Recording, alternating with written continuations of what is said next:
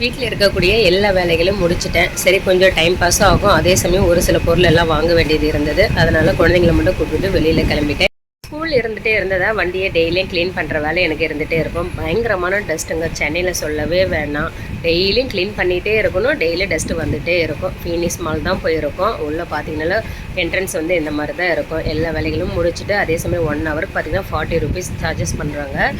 2 வீலருக்கு. 4 wheeler வந்து அப்படியே டபுளாக இருக்கும். 100 ருபீஸ் இல்லை 120 வரும்னு நான் நினைக்கிறேன். இது வரைக்கும் நாங்கள் கார் எடுத்துகிட்டு போனதில்லை. மேக்ஸில் உள்ளே போய்ட்டு கொஞ்சம் அப்படியே ட்ரெஸ் எல்லாமே சரி பார்க்கலாம், ஆஃபரில் ஏதாவது இருக்குமா அப்படின்னு சொல்லி தான் உள்ளே போனேங்க. ஆனால் பயங்கரமான ரேட்டு. ஆஃபருன்ற பேரில் தான் சொல்கிறாங்க. பெரிய பெரிய கடைகள்லாம் பார்த்தீங்கன்னா ட்ரெண்ட்ஸ் எவ்வளவோ கொஞ்சம் பெஸ்ட்டுன்னு நான் சொல்லுவேன். அதில் நார்மலாக நான்லாம் ஒரு டாப் வாங்கணுன்னா ஒரு 500க்குள்ளே தாங்க வாங்குவேன். எந்த நிலைமையில் இருந்தாலும் வந்த நிலைமையை மட்டும் நாங்கள் என்றைக்குமே மறக்க மாட்டோம். எங்களுக்கு ரேட்டெல்லாம் முக்கியம் கிடையாதுங்க. போன இடத்துல நாங்கள் உடனே பிடிச்சதை வாங்கணும் அப்படின்றவங்களும் மறக்காமல் கமெண்ட் பண்ணுங்கள். நான் வந்து ரேட்டு பார்த்தா வாங்குவேன்.